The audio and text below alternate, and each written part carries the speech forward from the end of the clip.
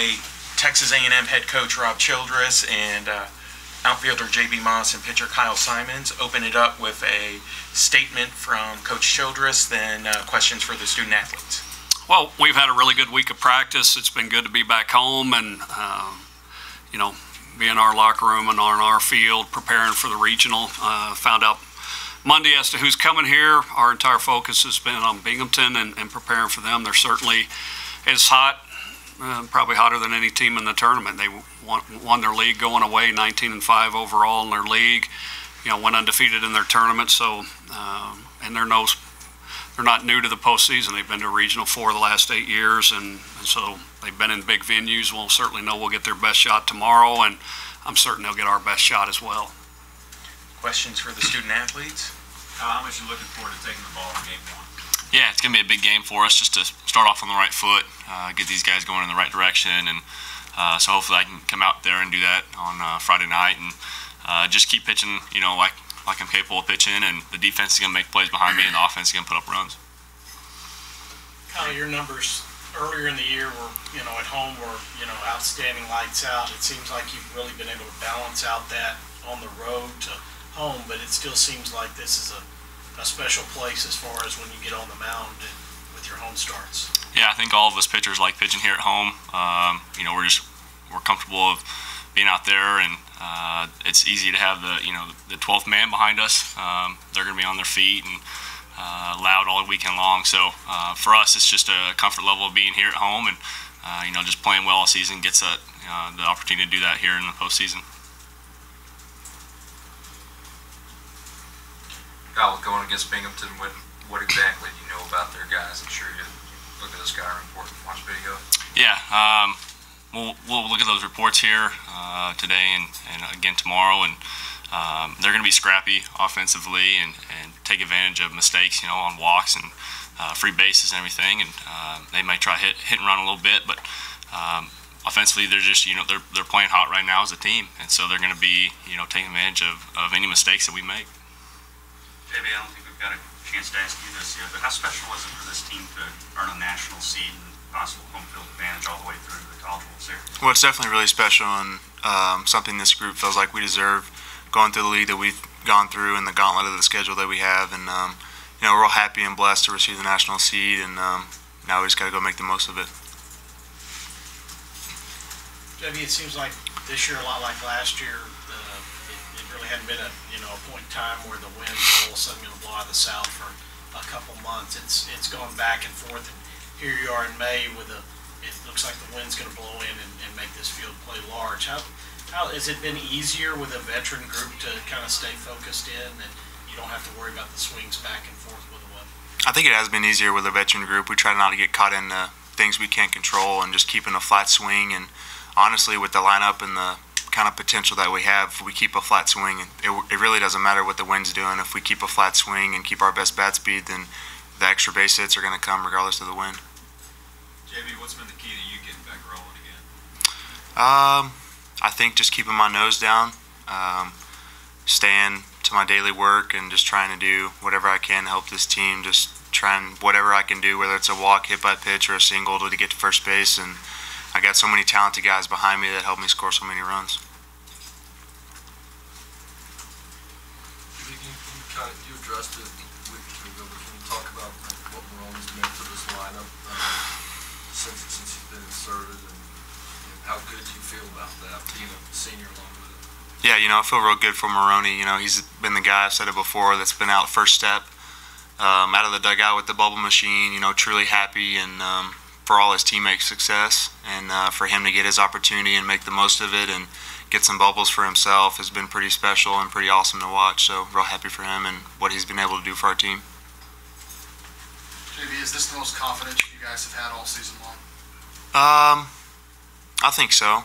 To be able to do what we did in Hoover, the way we did it, coming through the losers bracket with such amazing talent and depth in our league, I don't think you can help but be confident, and but it doesn't matter now. You just got to play your best baseball, and we feel good about it and ready to rock tomorrow night. Your role as a starter's kind of been back and forth as far as where you start. Started the year as the first guy on the mound. How's it kind of gone full circle, and it got to lead to some excitement having a kind of like an opening day excitement here this weekend? Yeah, I'm just trying to get out there with senior leadership and get the defense off the field as quick as I can. And Brigham's been really our guy of doing that job all year long on Friday nights, and he's continued to do that here in the postseason. And so for me, it's just going to be going out there like any other start in any other conference series. So just got to get these boys off on the right foot.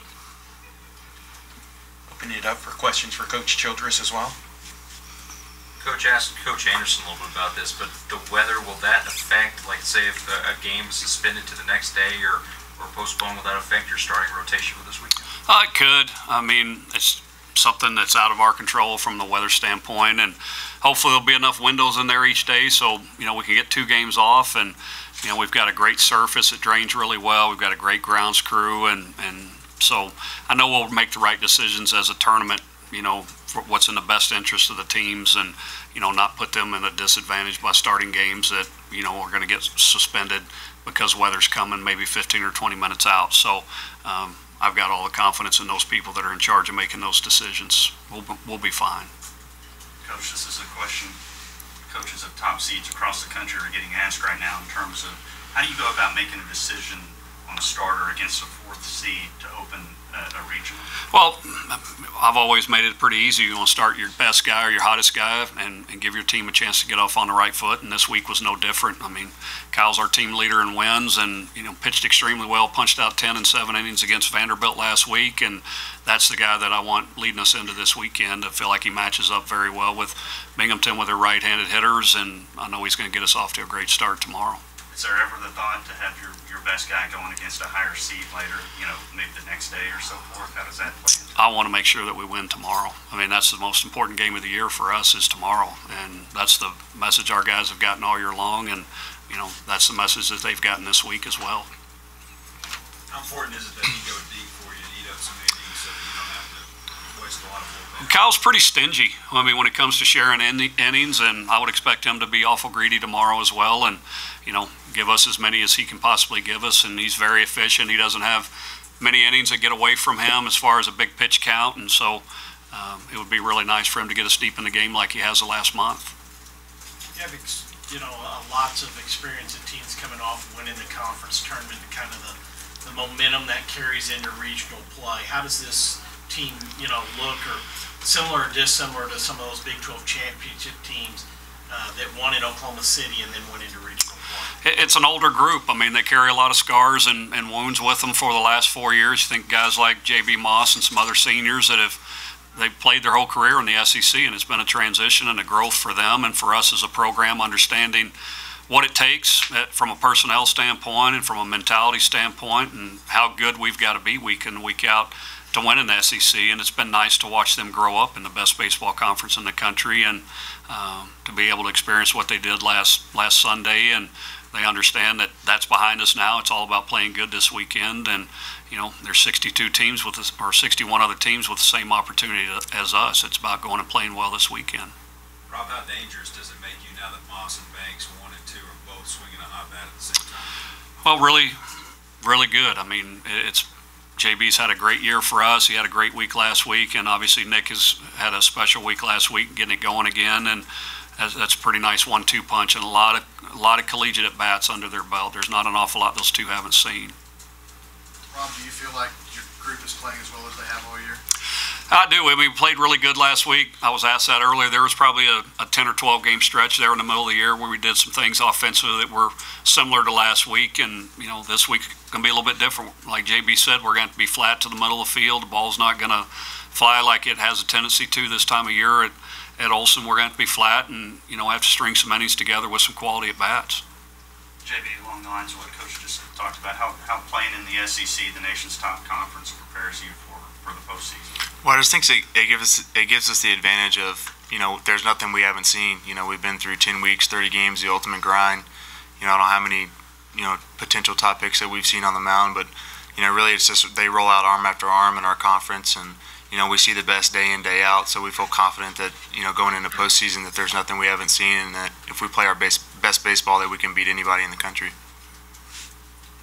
Coach, you talked about they're hot coming in. Did you relay relay how they went through their tournament with the Grand Slam, walk-off Grand Slam? Certainly, our guys understand what Binghamton's all about and how they, scored 9 runs in the top of the 9th inning and, their second round game to beat probably the favorite in that tournament. Hartford had 37, 38 wins on the year, and, be able to do that, carried a lot of momentum into the next day, and Hartford wasn't able to get over that heartbreaker. And so I certainly feel like they were never out of a game as well. Coach, it's been a constant message all year long about your defense. Last week, that was an SEC tournament where really teams didn't play the kind of defense they've done all year long. And you look at how your team played in those field conditions, and happy to get back here to Bluebell, or do you think that was really kind of a blip for all the teams in the SEC? I think it was a blip for all the teams in the SEC. I mean, I think we fielded 950 on the week, and the field, all 12 teams fielded 950 as well. When you're asking a grounds crew to turn over a field in 20, 25 minutes, 4 games a day, and it was as hot as it was, and they weren't able to keep enough moisture on it. We always tell our players, no transfer of blame. You got to take ownership of it. But if you ask me why it was that way, having to turn that field over 4 times a day in that heat was hard on that grounds crew, and in turn the field played really hard and really fast. So they are glad to be back here and, on a comfortable surface, one that they fielded at a very high level on all year. Coach, how do you plan on using Vincent? However he's needed. If he's needed tomorrow, we'll use Andrew tomorrow. If he's needed in game 2, he'll be used there, and, he's kind of like my blanket, my binky, like keep him close to me if I need him. So. But when the offense is going as good as it did in the SEC tournament, you have 4 days between games. What can you do to try to keep the offense going whenever you're not playing actual games? Well, Tuesday we had a really good practice, but we also had a scrimmage. Some guys that didn't throw that needed to throw again on Tuesday, so we got live at bats on Tuesday and. Treat it like a Tuesday game. So try to treat this week like a normal week with a midweek game on Tuesday, and Wednesday started preparing for the weekend, and today as well. Coach, you commented before you went to the SEC tournament that Maroney had really started to get it going, and then he carries it on, and you get that instant success. So many times guys have good weeks of practice and it doesn't happen for them based on the level of talent you have to play against. How gratifying is that to you? And then the second half of that, how does that tell guys that played in the scrimmage this week that you've got to be ready when your number's called to write that name in the lineup again? It'll never happen unless you're prepared, number one. And number two, it's not going to happen unless you're connected to your teammates and connected to the team. And Jonathan has stayed prepared and he stayed connected, and it's always mattered to him. And then opportunity comes, and then the success comes. And if you couldn't do the first 2 things, success is not going to follow. And he's certainly done that along with Walker Pennington, stayed very connected to the team, stayed very prepared. When his name was called the 2 different occasions through the tournament, obviously, he got a big single for us, and then the big 3-run homer was a turning point in the game against Ole Miss. So, we always tell our guys there that it's one thing to tell them, it's one thing to hear it, it's another thing to do it, and those 2 guys have certainly done it, and in turn, success tends to follow. JB, you've been in that position as you get the opportunity. How gratifying is that to see that happen for your teammates? You talked about him with the bubbles, but it's been more than him. There's been different heroes that have come off the bench all year long, and you were in a position last year, year before, where you'd have to come off the bench in some of those situations. Yeah, absolutely. I couldn't be happier for my teammates, guys like Jonathan and Ronnie Gideon last year in the regional. And Walker this year. It's been great to see those guys just keep their nose down, and I've tried to do my best and help these guys understand how deep we are and how much talent we have on this team, and that if you just stay the course, your time's going to come. And it just speaks volumes for our staff and for our players. Time for 1 or 2 more.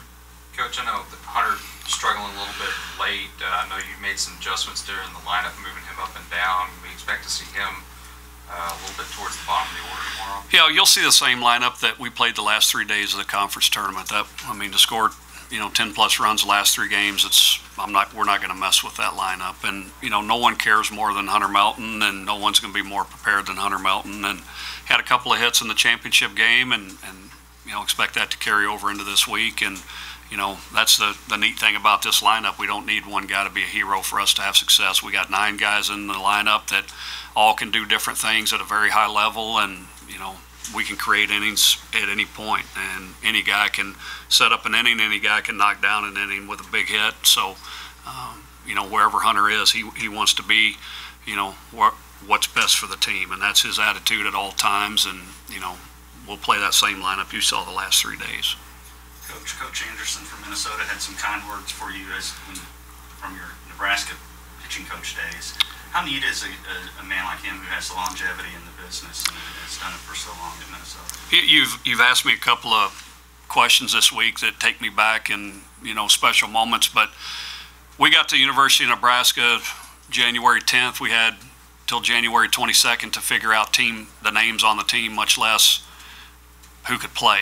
And we opened up at Minnesota. All we got was a handshake from Coach Anderson as he swept us in the Metrodome quite handily, I might add. But in that game, we did have a 3-pitch inning and turned a triple play in that series as we were getting swept. But we went back a couple years later, and a story that stands out to me most of all about who he is as a coach and as a person was us, Wichita State, Butler, and Minnesota were in their regional, and they got eliminated in 2 or 3 games. We never ended up, well, I think we did play them, but they were eliminated.